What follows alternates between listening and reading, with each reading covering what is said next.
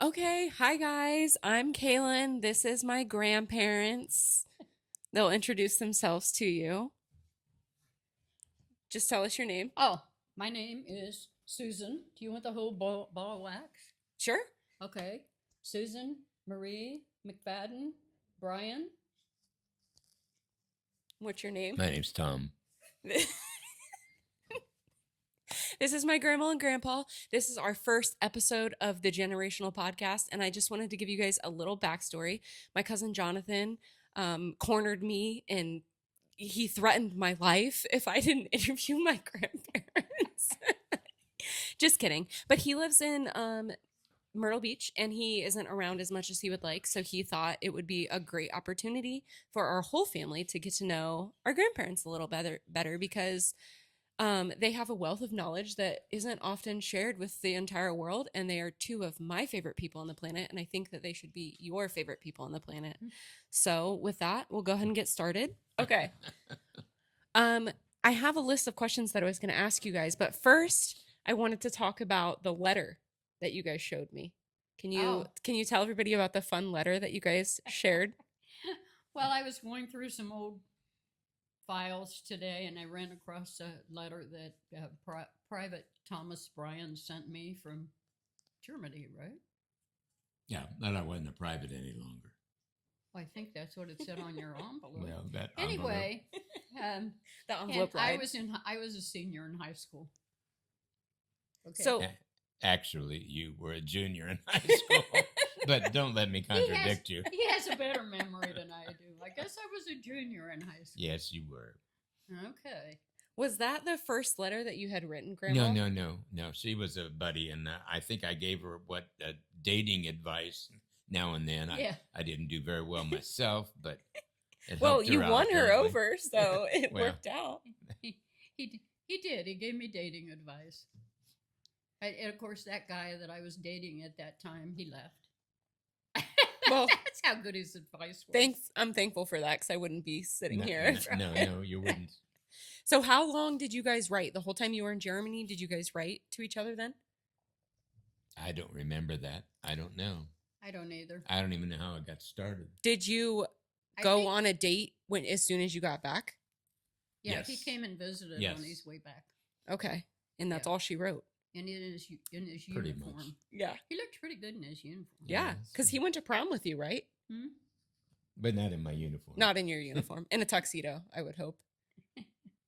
Okay. All right. Well, that was fun. Carly, all right. We have some questions here that I was going to ask you guys.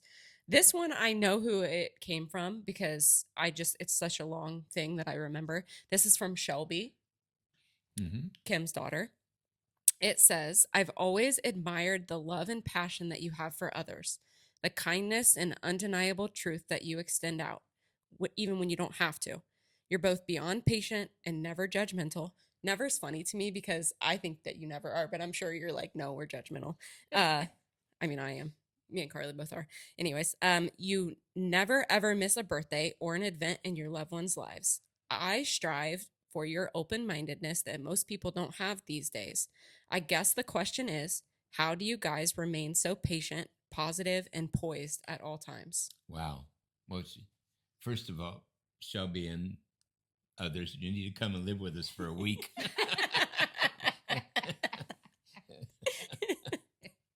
I've never considered myself personally a patient man, so I'm either faking it or got lucky somewhere.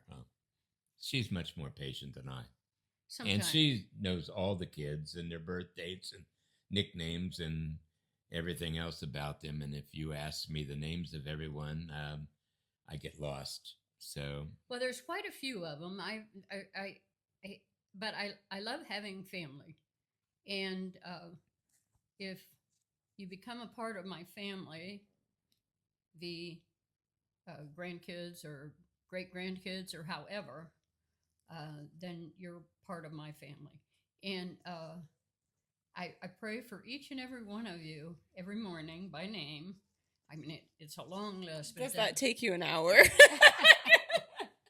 Well, I ask the Lord to bless and hold you all close and to guide you. And then I start with Christopher, the oldest, and go down the line. And so, and that includes, all of the children, all of the grandchildren, great grandchildren, step grandchildren, and stepchildren. But Valerie tells me that's over 100. So I don't know. I haven't actually sat down and counted them all, but I bet you it is because the picture that I made for you over there, I'm pretty sure at that point it was 67. oh, was it? And that was 6, 7. And that was years ago now. So Yeah, oh, yeah. there's, I And a mean, lot of- one year we added 9 babies. So Yeah.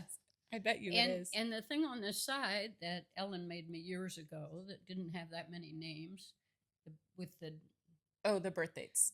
the for each month, and this is the big one, April, and it's not up to date. I need to get back and add a lot of names, but that one, it's a lot of people. Yeah. I will say, I'm just going to add this really quick. What I've always loved about you two, a lot of things, but this in particular is that I'm your blood relative, obviously, but I've always felt like you guys have treated everyone the same, regardless if they were step. Like you've always included, even like the Sugars when they came to our stuff, you've always just made everyone feel. I think a lot of people would say you're just good about making people feel welcome. Like thank you. they're a part of it. I appreciate It's a quality that I strive to have because I'm not the best at that. Thank you. You're welcome. Okay, while we're talking about kids and grandkids, this is kind of a funny one. And if it puts you on the spot and you don't want to answer, you can tell me. But I have guesses, so I'm interested to see. I was going to ask you who your favorite grandchild is, but I don't want to embarrass everyone else because it's obvious. When your kids were growing up, who was the most difficult child? Oh, that's a tricky one. That's a tricky Well, one. it depends on a lot of things, the ages and everything else. Vicky and I had some real, I don't know how to Spats. put it. Yeah. It was tough. We were both very stubborn, hard-headed people. And when she was Carly's age, we had some pretty good fights, but we turned out very, very close now. So that was my thought. Yeah. That was your toughest? That was my toughest. I really can't say. I mean, there were times, when I had some problems with Christopher for a while, and but I really can't say. I feel like at different points, everyone is difficult, right? Right. My guesses were Uncle Chris and TJ. I don't know why, but I just felt like TJ was probably crazy when he was little. And they're the most mellowed out now, which is funny. Yeah. TJ really wasn't that much of a problem.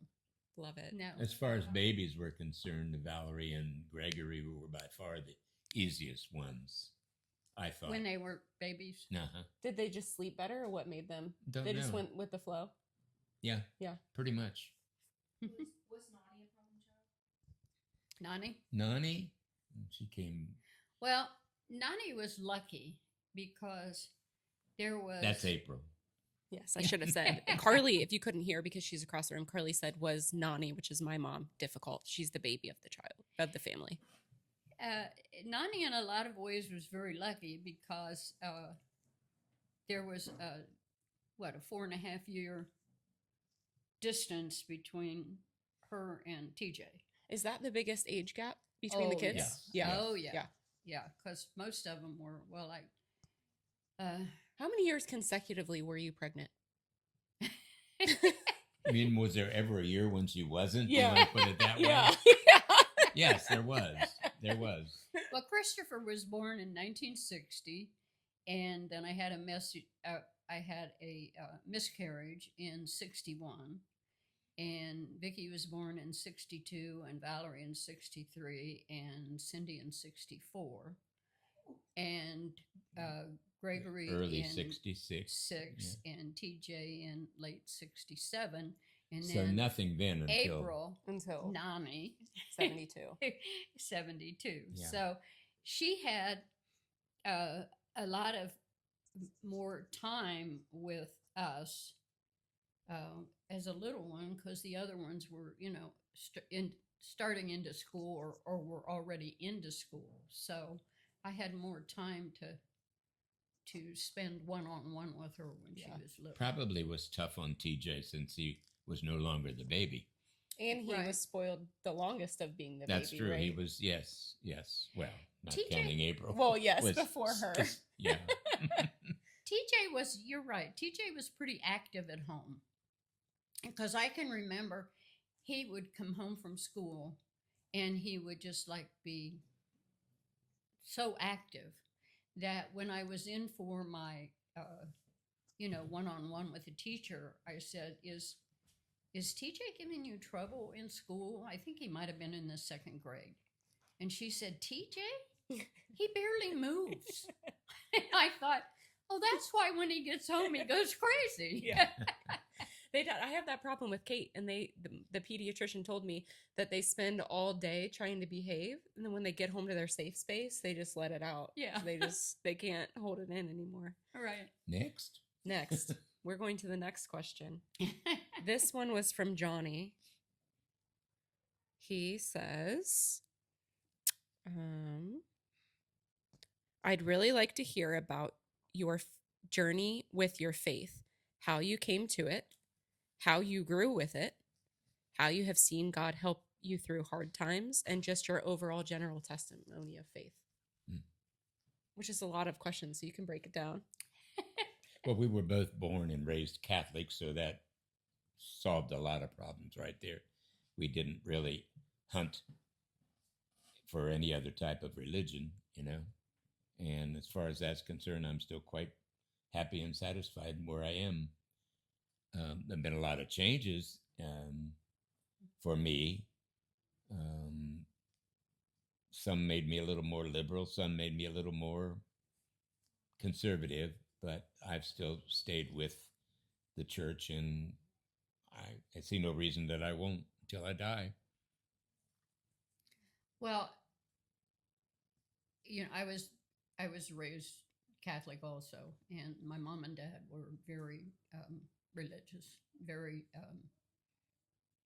close to God. And of course, I was one of 10 children. And we always went to church, never missed a Sunday.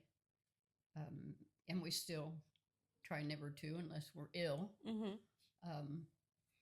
I love my Catholic faith. I've been very involved in it most of my life. I love serving others, and I love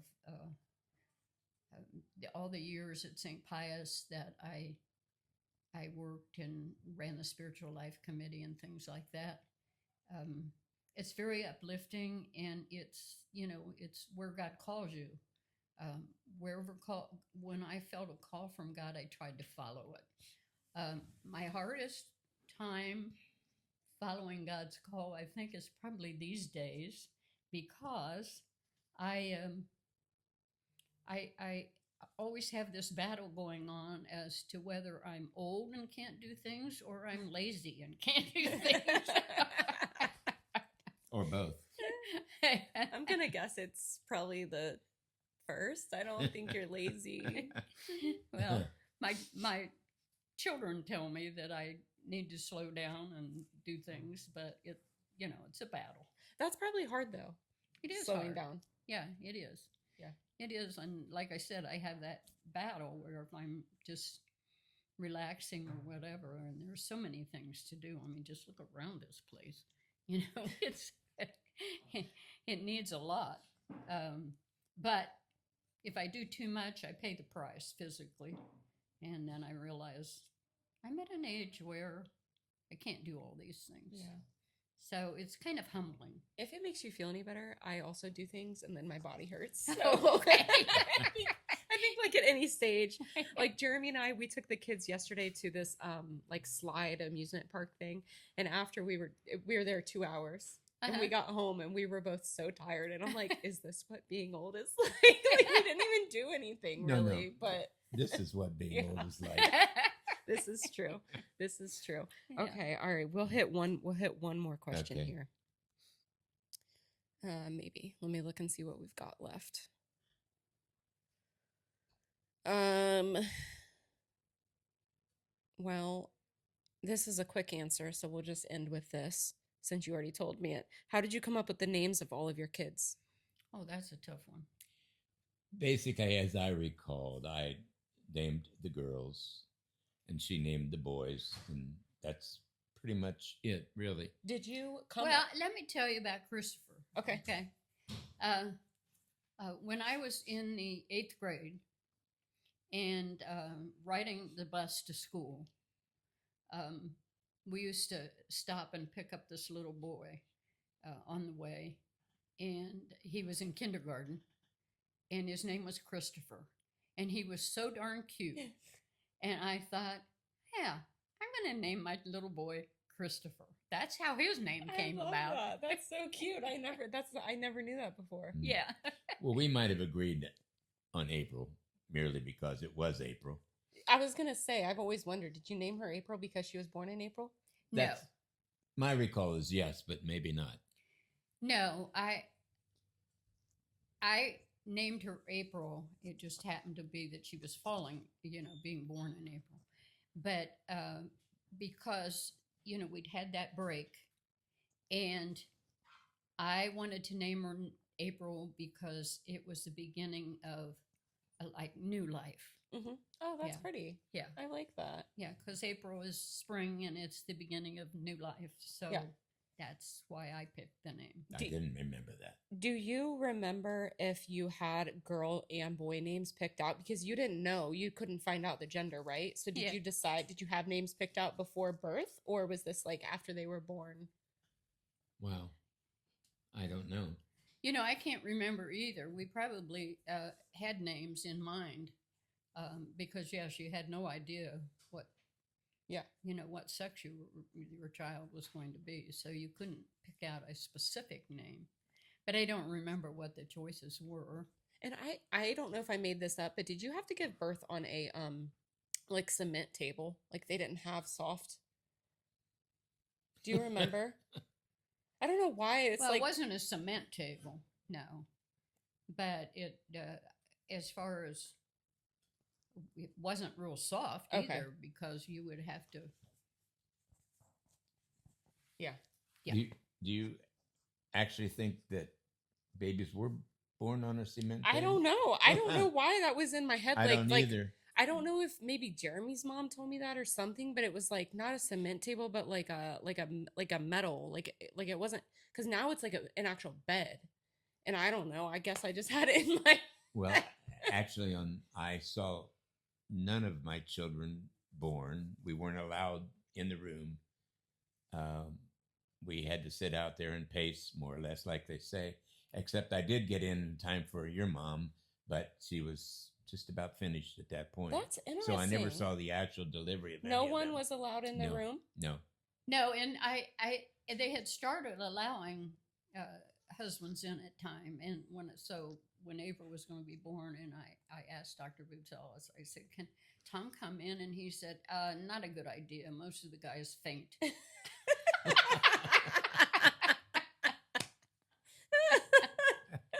Actually, they still give warnings. Like when I got my epidural, they let one person stay. Usually my mom stayed and Jeremy left. Uh-huh. Just because you want your mom, but they would say, yeah, the guys always turn around because they get queasy with the needle. I'm like, it's not even going in their back. But anyways, okay, I think and of course they didn't have a lot of the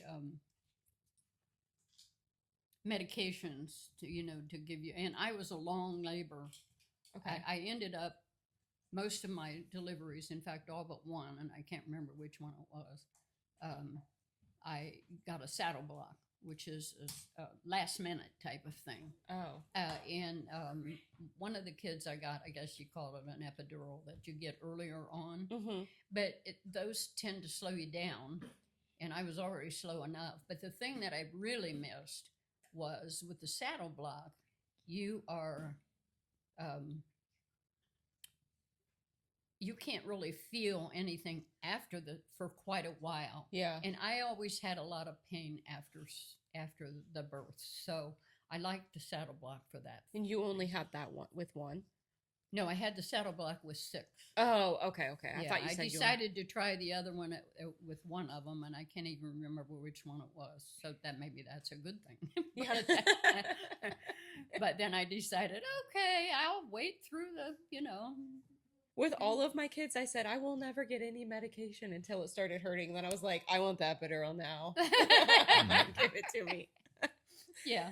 Okay, well, we will have more questions next time. I think this is a good starting point. So Okay. thank you both so much. Oh, this isn't just a one-time thing. Well, if you hate it, it can be a one-time thing, but we have more questions.